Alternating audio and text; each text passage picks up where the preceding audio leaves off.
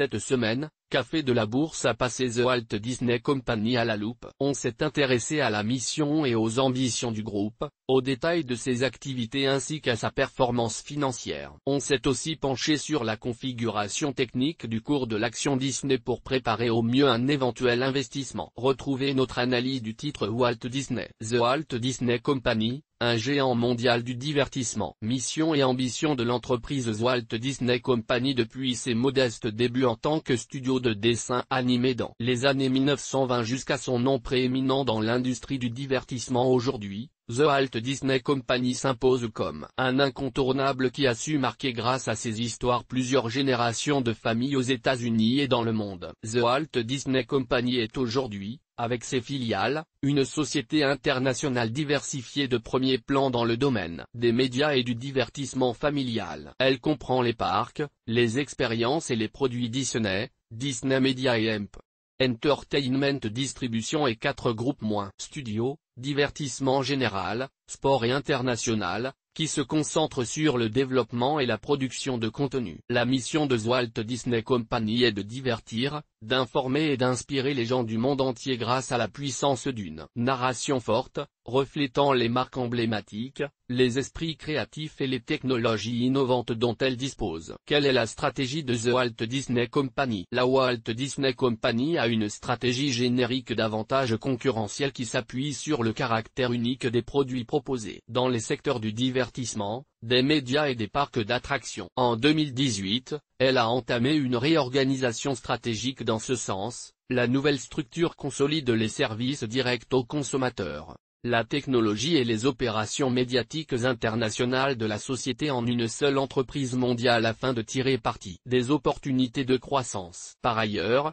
les parcs et lieux de villégiature et les ventes de produits de consommation ont été combinés pour créer un nouveau lieu unique qui mêle histoire et personnages de Disney. Nous positionnons stratégiquement nos activités pour l'avenir, en créant un cadre global plus efficace pour servir les consommateurs du monde entier, augmenter la croissance et maximiser la valeur pour les actionnaires, a déclaré Robert Iger, président-directeur général de The Walt Disney Company à l'occasion de la réorganisation. Dans cette nouvelle structure, le nouveau segment Direct to Consumer and International comprendra les activités médiatiques internationales de Disney et les activités de la société liées à la consommation directe à l'échelle mondiale, y compris le service de diffusion en continu Disney+, la participation de la société dans Hulu et son service de diffusion en continu ESPN+. Le nouveau segment Parcs, Expériences et produits de consommation deviendra le centre dans lequel les histoires, les personnages et les franchises de Disney prennent vie. Les activités mondiales de Disney dans le domaine des produits de consommation sont fusionnées avec celles de Walt Disney Parks and Resorts. Force et faiblesse de The Walt Disney Company. Présentation des activités de la société The Walt Disney Company. The Walt Disney Company concentre ses activités dans le domaine des médias et du divertissement. Voici comment se répartit son chiffre d'affaires entre les différentes activités. L'exploitation de chaînes de télévision et de stations de radio, 39,7% du CA. The Walt Disney Company est propriétaire principalement de ABC Television Network, 8 chaînes détenues aux États-Unis à la fin septembre 2020, ESPN Radio Network, Disney Channel, Freeform, FX et National Geographic. Le groupe produit et distribue également des programmes télévisés, produit des jeux vidéo et exploite des sites web. La production et la distribution de films et le streaming vidéo, 23,7% du CA. La production et la distribution de films et le streaming vidéo représentent 23,7% du CA, avec notamment son produit phare, Disney+.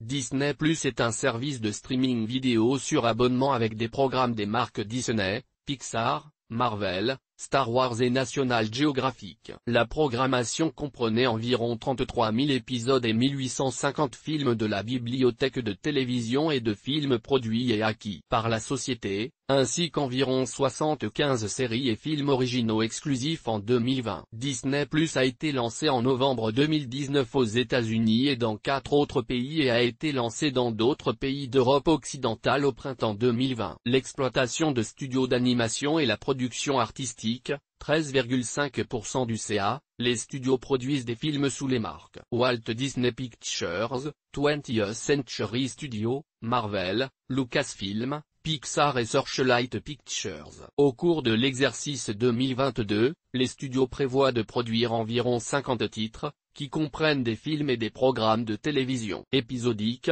pour une distribution en salle ou sur les plateformes DTC. L'exploitation d'installations de loisirs, 23,1% du CA, Disney exploite différents complexes à travers le monde, 7 aux États-Unis. Walt Disney World Resort, Disneyland Resort et Aulani, etc. 2 en France, Disneyland Resort Paris, 1 au Japon, Tokyo Disneyland Resort, 1 à Hong Kong Disneyland, et 1 également en Chine, Shanghai Disneyland. Le groupe est également impliqué dans la vente de croisières, Disney Cruise Line, l'organisation de voyages, Disney Vacation Club et Adventures by Disney, la conception et le développement de parcs et autres propriétés immobilières et la vente de produits de consommation. Livres pour enfants, jouets, logiciels de jeux, films, etc. Répartition du CA dans le monde. Le chiffre d'affaires net se répartit géographiquement comme suit, États-Unis et Canada, 79,5%, Europe, 11,2%, et Asie-Pacifique, 9,3%. Analyse fondamentale de The Walt Disney Company. Résultats de Disney du premier semestre 2022. The Walt Disney Company a fait état d'un deuxième trimestre 2022 mitigé, qui a certes largement dépassé les prévisions de revenus des analystes, mais a manqué les estimations de bénéfices. Le géant du divertissement a augmenté son chiffre d'affaires total de 23,3% d'une année sur l'autre, à 19,2 milliards de dollars, et son bénéfice par action ajusté, BPA, a bondi de 36,7% à 1,08 $. Le segment Disney Media and Entertainment Distribution de la société, qui représente 71% de son chiffre d'affaires au deuxième trimestre, a augmenté de 9,5% pour atteindre 13,6 milliards de dollars. La catégorie Parcs, Expériences et Produits Disney a grimpé de 110% pour atteindre 6,7 milliards de dollars, grâce à la diminution des préoccupations liées au Covid par rapport à l'année précédente. La marge d'exploitation de la société a augmenté de 343 points de base pour atteindre 19,2%, ce qui se traduit par un bénéfice d'exploitation de 3,7 milliards de dollars. Le résultat net ressort 1,57 milliard de dollars, en hausse de 72% par rapport au semestre de l'année précédente. À une époque où l'un de ses principaux concurrents, Netflix, est confronté à des difficultés de croissance, The Walt Disney Company a continué à progresser sur le front du streaming. Avec désormais plus de 205 millions d'abonnés répartis entre Disney+,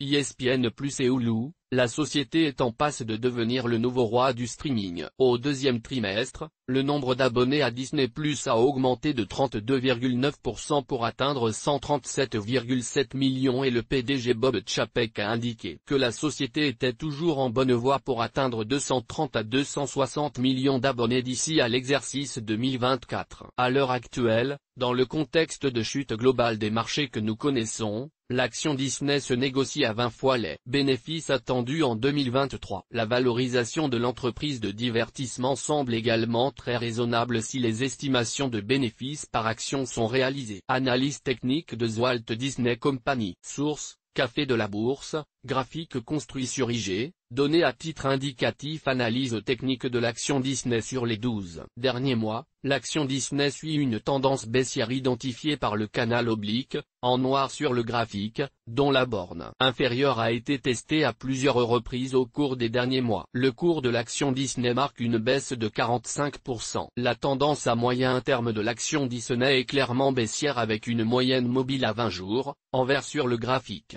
sous la moyenne mobile à 50 jours en noir sur le graphique, elle-même sous la moyenne mobile à 100 jours en rouge sur le graphique. Sur le court terme, la tendance de l'action Disney est à la baisse avec une MAC dans territoire négatif, au niveau de sa ligne de signal. Le RSI stochastique est en zone neutre, le titre n'est donc ni suracheté ni survendu. Notre avis sur l'action Disney. En tant qu'investisseur à long terme, les vents contraires à court terme liés à l'inflation, au taux d'intérêt et à une éventuelle récession, ont provoqué une large vente de l'action Disney et semblent fournir aux investisseurs un point d'entrée intéressant. Dans l'ensemble, les performances de la société Disney au deuxième trimestre ont été bonnes, ses parcs à thème se redressent et ses services de streaming continuent de croître à un rythme rapide. Entre sa valorisation en baisse, ses solides performances financières et la reconnaissance inégalée de sa marque dans le monde, on peut supposer que The Walt Disney Company sera une bonne action à détenir à l'avenir. Turbo Bourse Disney.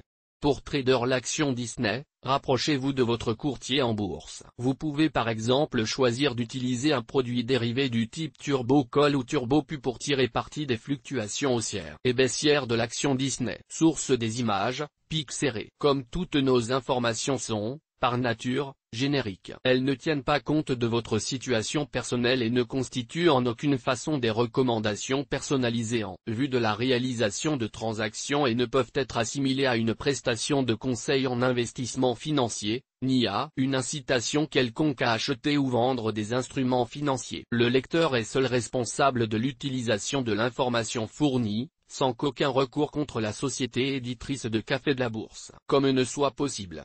La responsabilité de la société éditrice de Café de la Bourse, comme ne pourra en aucun cas être engagée en cas d'erreur, d'omission ou d'investissement inopportun. Toute activité de trading comporte des risques. Le service d'exécution d'ordre au travers d'un compte risque limité présente un risque de perte du capital investi. Les turbos sont des instruments financiers complexes présentant un risque de perte en capital. Les pertes peuvent être extrêmement rapides.